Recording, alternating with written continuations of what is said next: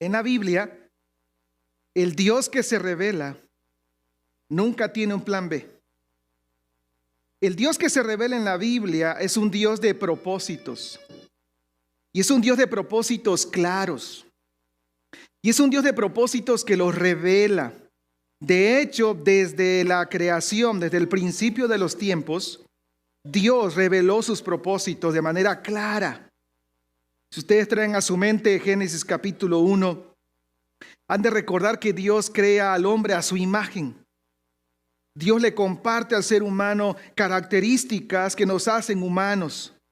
Y de hecho, cuando forma a Adán, de alguna manera Dios ve a Adán que está un poquito triste, sin ilusiones, un poquito así medio abandonado. ¿Y qué hace Dios? Hermanas, ¿qué hace Dios? Le crea al ser más hermoso del universo, ¿verdad? A la mujer. ¿O no? Ese claro fue muy débil. ¿A quién creó Dios, hermanas? A la mujer. Para que no estuviera solo. Oiga, pero no fue suficiente. Entonces Dios lo que hace es poner a esta pareja en el mejor lugar posible, el Edén, para que ellos tuvieran todo. ¿Sabe qué les ofreció Dios? Una vida abundante. Y Dios lo preparó todo de tal manera que puso al ser humano como cabeza de la creación. Le dio autoridad, le dio las herramientas para que el ser humano viviera, para que el ser humano tuviera una relación armónica con Dios, una relación hermosa con su mujer y una relación también en armonía con la naturaleza, de tal manera que Adán trabajaba, pero no sudaba con el sudor de su frente. Trabajar no era un castigo, no era un problema. No tenía que decir los lunes, ay, otra vez trabajar. No, vivían de manera perfecta. Sin embargo, cuando el pecado llega a esta pareja, todo se rompió. El pecado rompió la vida abundante. La relación con Dios se rompió, la relación entre Adán y Eva se rompió y la relación con la armonía en la naturaleza se rompió. Y Dios saca a esta pareja de esa vida abundante, la saca del huerto del Edén, y desde entonces, como Caín, el ser humano anda errante como una oveja en la búsqueda de la vida. Eso somos nosotros, los seres humanos. Desde la caída, el miedo, la culpa, escondernos de Dios, negar nuestra culpabilidad, son características nuestras. Y desde entonces Dios ha estado buscando al ser humano. Y desde entonces el ser humano ha estado tratando de escapar de Dios. Esa es la realidad. La buena noticia es que Jesús vino a buscar lo que se había perdido. ¿Sabe por qué? Porque lo perdido no busca a Jesús. El Evangelio de Juan capítulo 1 verso 11 nos dice que a lo suyo vino y los suyos no le recibieron. Esta es la característica humana, siempre queriendo escapar de Dios. Y la característica de Dios es siempre queriendo buscar al hombre. Eso somos usted y yo. Escuche, de eso se trata la historia de Juan 10. De hecho, si usted lee un capítulo anterior, Juan 9, se va a dar cuenta que esta escena de Dios buscando al hombre y el hombre huyendo de Dios se repite. Según el capítulo 9, el capítulo anterior, Jesús va a sanar a un ciego de nacimiento, pero lo sana en el día de reposo, en el día que supuestamente nadie puede trabajar o hacer una actividad. Y como resultado los fariseos se enojan. Y como es un milagro que es visible y muchos se han dado cuenta de que Jesús es el Hijo de Dios, entonces los fariseos, representantes de la religión judía, literalmente lo que van a hacer con ese ciego de nacimiento es que le van a cerrar la puerta. Le van a cerrar la puerta. En aquel día de reposo, de hecho, le hacen un juicio.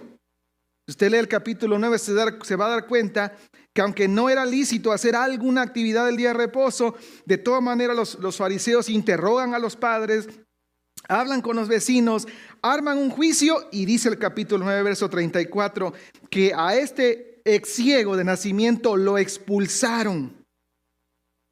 Ahora recuerde esto, cuando el Evangelio de Juan se escribe, cuando el Evangelio de Juan se escribe, ya no hay templo. El templo había sido destruido 20 años antes.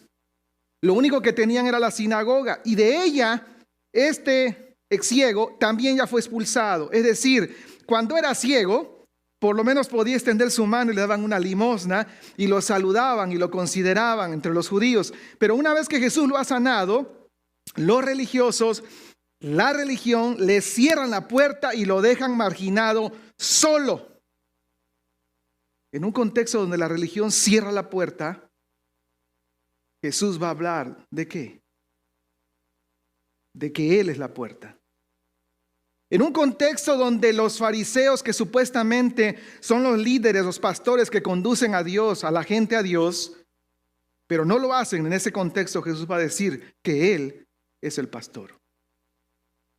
Jesús va a contar una alegoría, dice capítulo 10. ¿Qué es la alegoría? La alegoría es una historia llena de imágenes que debemos de conocer, porque detrás de esas imágenes hay enseñanza. Y la gran enseñanza en ese capítulo 10 es que Jesús es el pastor. Y en esta mañana déjeme recordar a la luz de este capítulo 10 que ese Jesús el pastor lo podemos ver desde tres perspectivas. Jesús es el pastor, sí. Jesús es el pastor verdadero. Jesús es el pastor de a de veras. A diferencia de aquellos que eran los supuestos pastores espirituales, los fariseos, y que deberían de conducir a la gente hacia Dios, eran falsos en realidad, era un obstáculo para que la gente conociera a Dios. Jesús dice, yo sí soy, de cierto os digo, yo soy la puerta de las ovejas. Esta expresión de cierto os digo, nosotros no la utilizamos en nuestro vocabulario, pero para un judío del primer siglo eso era muy normal. De cierto os digo, aquí en esta frase hay dos amén, amén, amén, lego y min. De verdad te lo firmo. Esta es la puritita verdad. Esto sí es verdad. ¿Qué es verdad? ¿Quién es verdad? Y sabemos que Jesús es la verdad. Y para describir a Jesús como ese pastor que sí es de a de veras, va a utilizar al menos tres imágenes. La primera es redil, la otra es puerta y la tercera es pastor. Escuche. Yo soy la puerta, dijo Jesús. En los tiempos de Jesús, en los tiempos bíblicos, existían al menos dos tipos de rediles, dos tipos de corrales donde se guardaban a las ovejas. En este texto de Juan 10, esos dos tipos de corrales se van a expresar. El primer tipo de redil es el que usted puede mirar en la pantalla. Era un redil que se le llamaba de campo abierto. En el campo las ovejas pastaban durante el día y en la noche allí se les guardaba en ese redil. El redil estaba construido, las paredes, de piedra, y eran tan altas y tan fuertes como que ningún intruso se podría meter o introducir. Y dentro del redil, ahí se introducían aproximadamente 30, 50 ovejas. Lo interesante de este redil de campo abierto es que no es que se le hacía una puerta, es que al redil a propósito se le dejaba una abertura para que solo el pastor y la oveja cruzaran. Y en la noche el pastor ahí se sentaba, si no es que se recostaba en esa abertura, y entonces el pastor, literalmente el pastor se convertía en la puerta. Literalmente el pastor era la puerta. Literalmente era la puerta. Así que si un peligro externo quisiera amenazar a las ovejas que estaban dentro, tenía que ese lobo o ese ladrón literalmente pasar por encima del pastor. Si alguien quería hacer daño a las ovejas, tenía que pasar, como decimos, sobre el cadáver del pastor. Literalmente, no solo el pastor era la puerta, sino que el pastor literalmente daba su vida por las ovejas. ¿Qué hizo Jesús? Jesús vino a dar su vida por las ovejas porque Él es el pastor que nos conduce a Dios. Literalmente Jesús es la puerta y Él literalmente vino a dar su vida. Escuche, esto tiene varias enseñanzas para nosotros. Lo primero de ello es esto: Jesús es el único camino a Dios. Yo soy la puerta. Si alguien quiere entrar a la presencia de Dios, si alguien quiere ser parte de la familia de Dios, del redil de Dios, Jesús dice, tienen que pasar por mí. Yo soy la única puerta. Desde el Antiguo Testamento ya se había expresado, desde Ezequiel, desde Miqueas, que vendría un guiador, un pastor que apacentaría a las ovejas de Israel. Y un día Jesús vino y dijo, yo soy el camino y nadie viene al Padre si no es por mí. Escuche, a diferencia de nosotros los seres humanos que nos gusta el plan B, para Dios no hay plan B. Solo hay un camino para llegar a Dios: Cristo, la puerta, el pastor que vino a dar su vida. No hay otro. Es lo que dice Hechos 4:12. En ningún otro hay salvación, porque no hay otro nombre bajo el cielo de los hombres, dado a los hombres, en que podamos ser salvos. No hay otro. Alguien un día me preguntó, pastor, ¿y qué pasa con las otras religiones? ¿Qué pasa con las religiones que proponen otros caminos, otras maneras de encontrar a Dios? Jesús está diciendo que Él es un camino exclusivo y la respuesta es sí. No hay otro camino, y no importa lo que las religiones digan de las maneras diversas en encontrar a Dios, el único camino que nos conduce a Dios es a través del pastor verdadero, la puerta, que es Jesús. Bueno, hay otra enseñanza implicada aquí. Jesús es el único sacrificio perfecto. Escuche, el texto bíblico dice que Jesús se describió a sí mismo como el buen pastor. No solo dijo que Él era el pastor, sino que era el buen pastor, buen pastor. Es interesante que la palabra bueno, esta palabra, kalos, significa algo que es atractivo, algo que te inspira hasta al grado de querer abrazarlo. A ver, ¿cuántos de ustedes el día de hoy, cuando antes de venir acá, se miraron al espejo? Se levantaron, se miraron al espejo y dijeron, ¡wow! No, qué creación de Dios, qué maravilla. ¿No te dieron ganas de abrazar al espejo y decir, ¡wow! ¡Qué preciosura hizo el Señor! Escuche, la Biblia dice con claridad que bueno solo es Dios. El Evangelio de Marcos capítulo 10, aquel joven rico se acercó a Jesús y le dijo, maestro bueno, y Jesús le dijo, has dicho bien, el único bueno es Dios. Todos los seres humanos somos pecadores, no hay justo ni uno solo. Ningún líder, por mejor cualidades que tenga, puede llegar a decir que él es bueno. El único perfectamente bueno es el pastor verdadero, Cristo, la puerta. Y de eso se trata. Él vino a dar su vida porque Él podía hacerlo. En sustancia y en naturaleza, Jesús era perfectamente bueno. Por eso podía dar la vida por los demás. De eso es lo que dice Hebreos 7:26. Ese Jesús era santo, inocente, sin mancha, apartado de los pecados y hecho en más sublime que los cielos. Y un día Juan el Bautista iba caminando por allí y vio a Jesús cerca de él, y Juan el Bautista dijo, he aquí el Cordero de Dios que quita el pecado del mundo. Escuche, quitar el pecado del mundo. Para poder hacer eso solo lo puede hacer Dios, porque Él es el único que tiene esta naturaleza perfecta de ser bueno, nadie más. Jesús es ese pastor, esa puerta, como el único sacrificio que sí es perfecto. Al que no conoció pecado, dijo el apóstol Pablo, por nosotros lo hizo pecado. Hay una tercera implicación en esta enseñanza de que Jesús es el pastor verdadero, y es esto: Jesús es el único sacrificio suficiente. Jesús dijo, yo soy. Jesús no dijo, yo soy una alternativa entre varios pastores. Yo soy la única puerta. Yo soy el único que vino a dar la vida. Nadie más. Él es el único sacrificio suficiente. Hebreos capítulo 9 nos recuerda que Él no tiene necesidad como los sacerdotes de ofrecer sacrificios constantemente. No, Jesús vino, murió en la cruz, hizo un solo sacrificio. Uno es suficiente, es para siempre. Ofrecerse a sí mismo fue una única vez y fue suficiente para que los pecados Dios los perdonara. Punto.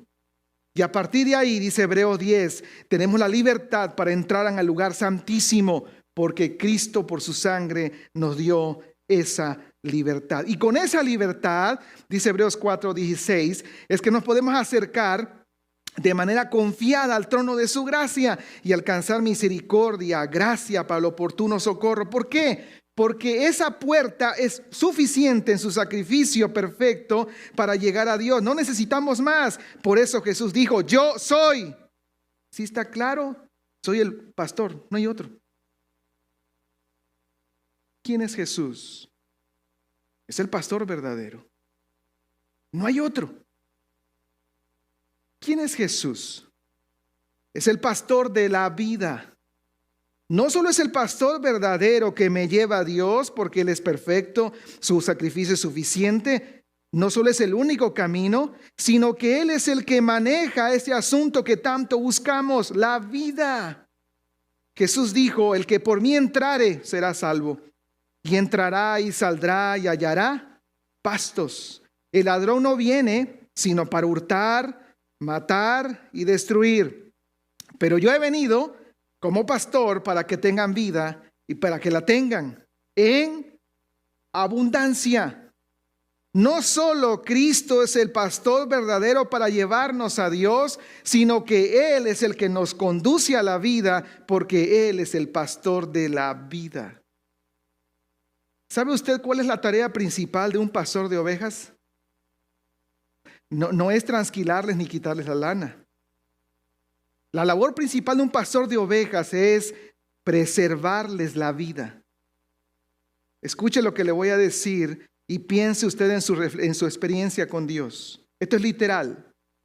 Las ovejas no pueden vivir sin su pastor. El pastor es para las ovejas sinónimo de la vida.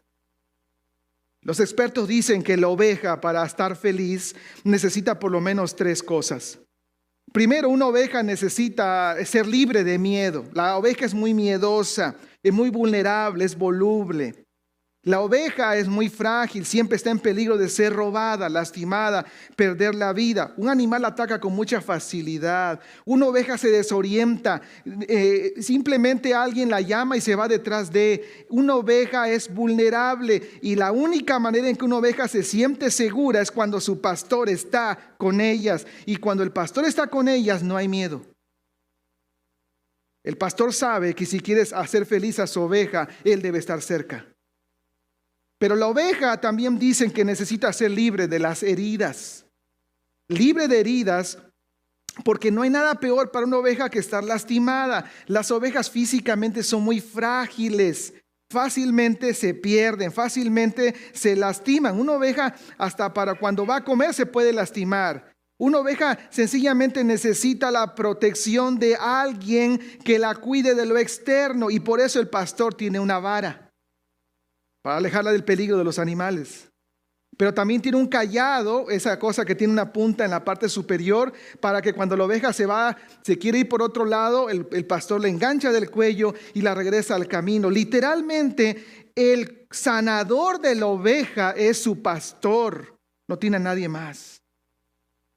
La oveja necesita estar libre de toda privación. Escuche, la oveja se parece a nosotros, o no sé si nosotros nos parecemos a las ovejas. No por el sonido, no. Es que la oveja necesita hacer algo todo el tiempo. ¿Sabe qué es? Comer. Y comer. Y comer. ¿Ha visto una oveja? ¿Sabe qué está haciendo todo el tiempo? Comiendo. Creo que en la pandemia hemos hecho esto, ¿verdad? ¿Sí o no? Algunos iba a la cocina por un vaso con agua y regresaba con un tamal, ¿no? ¿Qué hace la oveja? Comer y beber.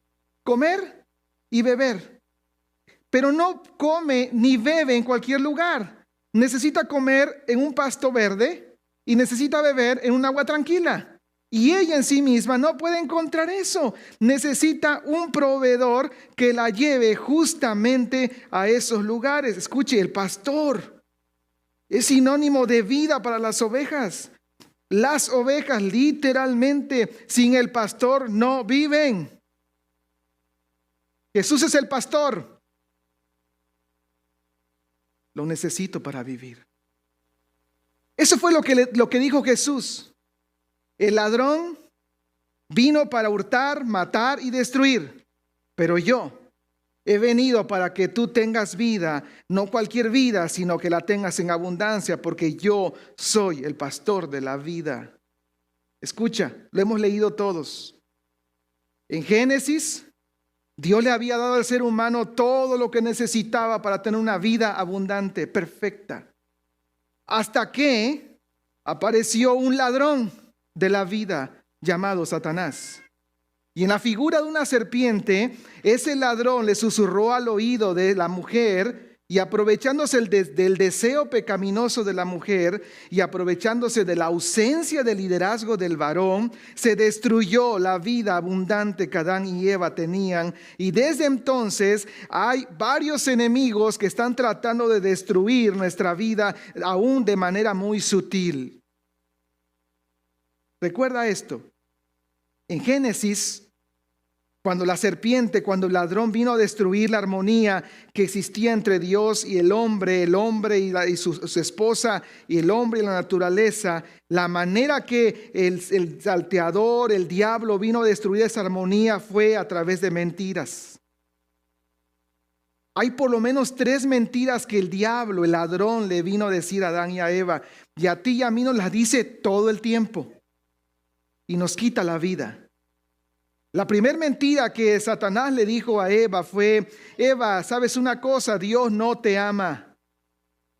¿Sabes, Eva? Si te amara, ¿por qué Dios te ha prohibido comer de ese fruto? Si te amara a Dios, ¿por qué no deja Dios que tú, como adolescente, como joven, como varón, como matrimonio, ¿por qué no te deja Dios que vivas como se te pegue la gana? Si te ama a Dios, ¿por qué te pone limitaciones? No, si te pone limitaciones, eso significa que Dios es cruel, es duro, no te ama. Tú deberías de vivir como tú quieras. Esa mentira el diablo nos la dice todo el tiempo.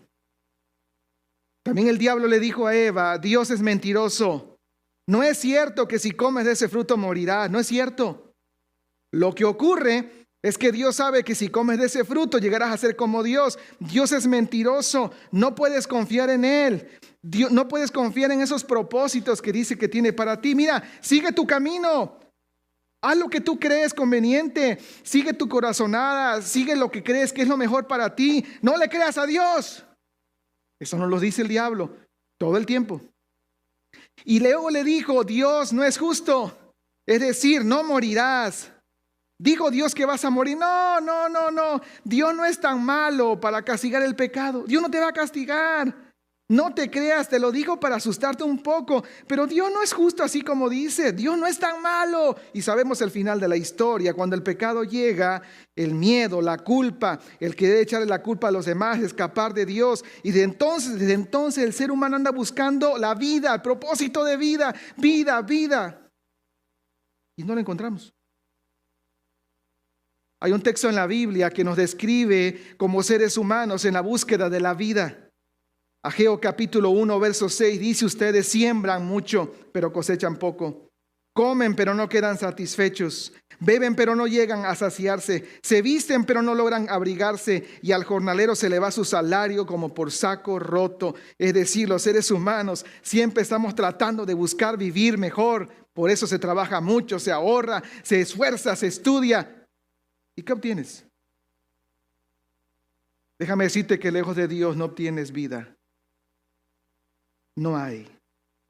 La buena noticia es que Jesús vino a darnos esa vida que tanto estamos buscando. Por eso Jesús dijo: yo soy la puerta.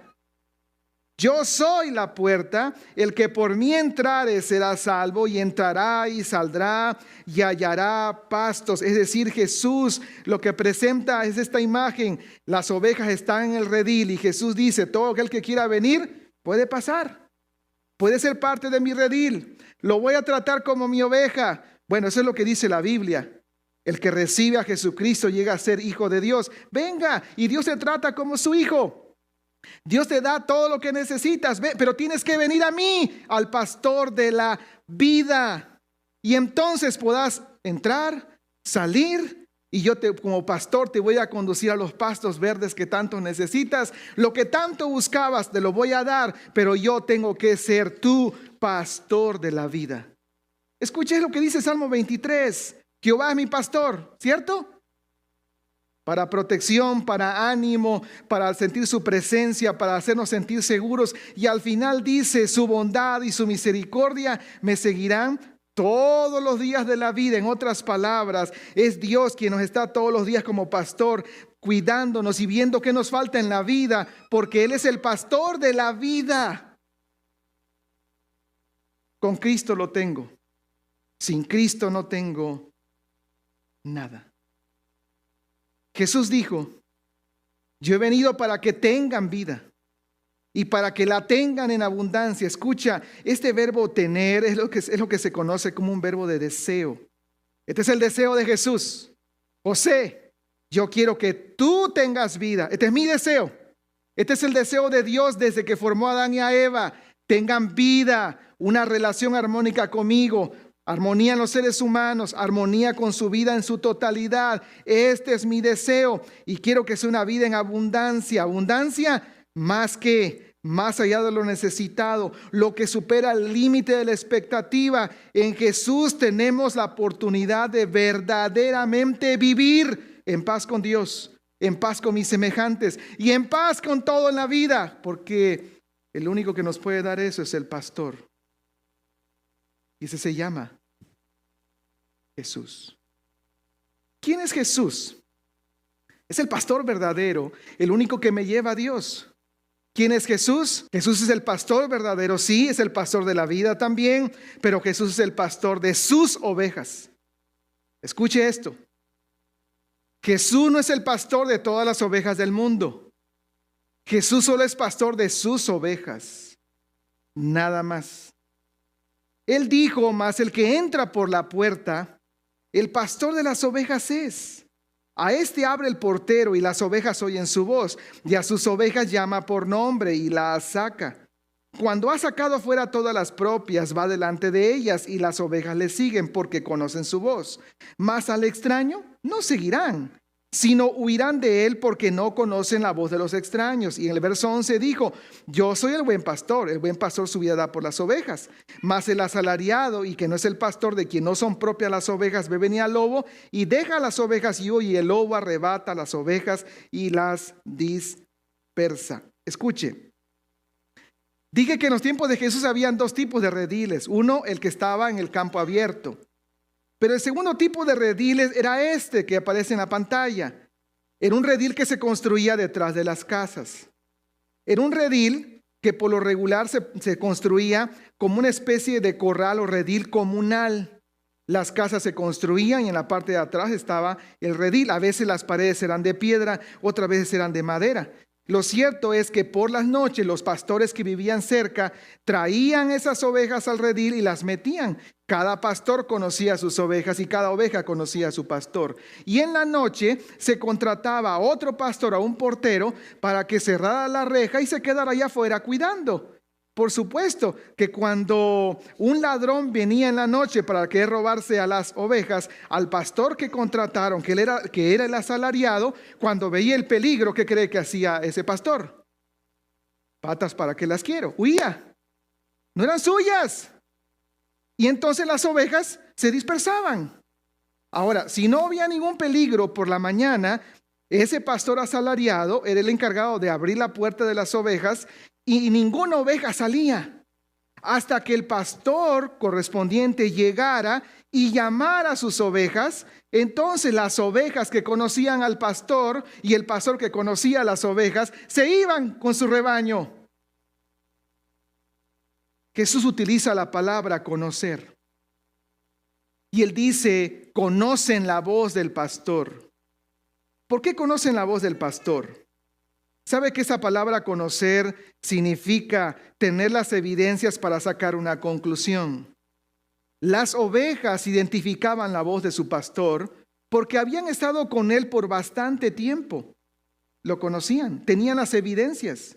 Pero por igual el pastor, cuando llegaba al redil, él sabía qué oveja, de qué color, qué lastimadura tenía. Conocía perfectamente a todas sus ovejas, tenía las evidencias. De tal manera que cuando el pastor sacaba a las ovejas, simplemente lo seguían. Ellas sabían que él era su pastor. Pero Jesús luego dice en el verso 14, yo soy el buen pastor y conozco a mis ovejas y las mías me conocen. Y ahora Jesús ya no va a hablar de conocer a través de una evidencia externa. Jesús va a hablar de conocer a través de una relación personal. Y estos elementos estaban presentes en la relación entre el pastor y su oveja. La oveja no solo identificaba a su pastor por el tiempo que habían tenido con él, y el pastor identificaba a sus ovejas porque las conocía físicamente, pero al mismo tiempo las ovejas tenían una relación, una experiencia con el pastor, y el pastor tenía una relación con sus ovejas, y por ello era posible, como dice el verso 4, que cuando las sacaban, el pastor iba delante de ellas y las ovejas, ¿qué hacían? Iban detrás de él. ¿Por qué? Porque las ovejas tenían una relación con el pastor y el pastor tenía una relación con las ovejas. Literal, cada pastor con sus ovejas y cada oveja con su pastor. Y eso nos hace plantear dos preguntas. ¿Eres oveja de Jesús?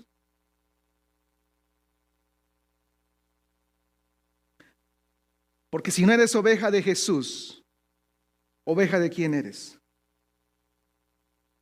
Todavía más importante, ¿es Jesús tu pastor? Porque si no es tu pastor, entonces estás siguiendo a otro pastor. Y si no sigues a Jesús, entonces eres oveja de otro redil. Escucha esto. Jesús solo pastorea a sus ovejas y solo sus ovejas le siguen a él. Punto. Escuche esta historia.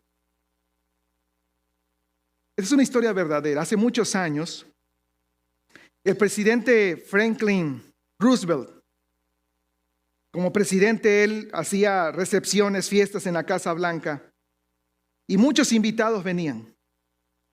Pero una cosa que le disgustaba era que antes de comenzar el banquete, la cena, la comida, lo que sea, se hacían largas filas para saludarlo en persona. Y una cosa que le disgustaba es que la gente quería hablar con él, pero cuando él saludaba a la gente y él quería decir algo, la gente no lo quería escuchar. La gente quería decirle algo a él. Entonces él, cuando estaba en la línea y saludaba a los invitados, él quería decir algo y la otra persona decía, señor presidente, qué bueno que lo conozco en persona. Ay, cómo lo quiero. Dios lo bendiga. Y no le daban chance de que él dijera nada. Y decidió hacer un cambio a la hora de saludar. No le recomiendo que lo haga. Pero lo que él decidió hacer es que cuando se formaran en la línea para saludarlo, él lo que iba a hacer era extender la mano, estrechar la mano, y él iba a decir con cortesía y de forma amable, asesiné a mi abuelita esta mañana.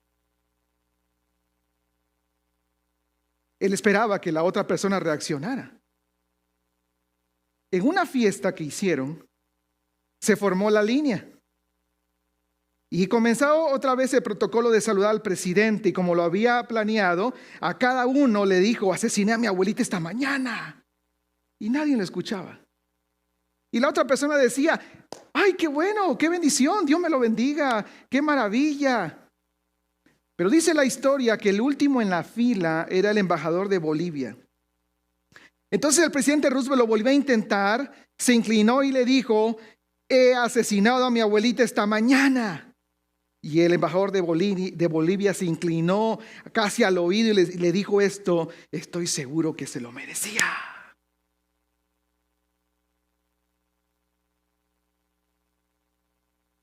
¿Qué tiene que hacer Jesús para que escuche su voz? ¿Qué tiene que hacer Jesús para que escuche su voz y lo sigas? Si no estás escuchando a Jesús, es probable que no eres oveja de Él y eres oveja de otro redil. Escucha, Jesús es el pastor verdadero. Él ha venido a dar la vida en abundancia, pero solo a sus ovejas. ¿Eres una de ellas? ¿Estás siguiendo a ese pastor? Si no es así, entonces, como dice el canto, ven amigo a Jesús y entrégale tu vida al pastor que vino a dar la suya por ti. ¿Dices que eres oveja? ¿Y por qué no sigues a Jesús?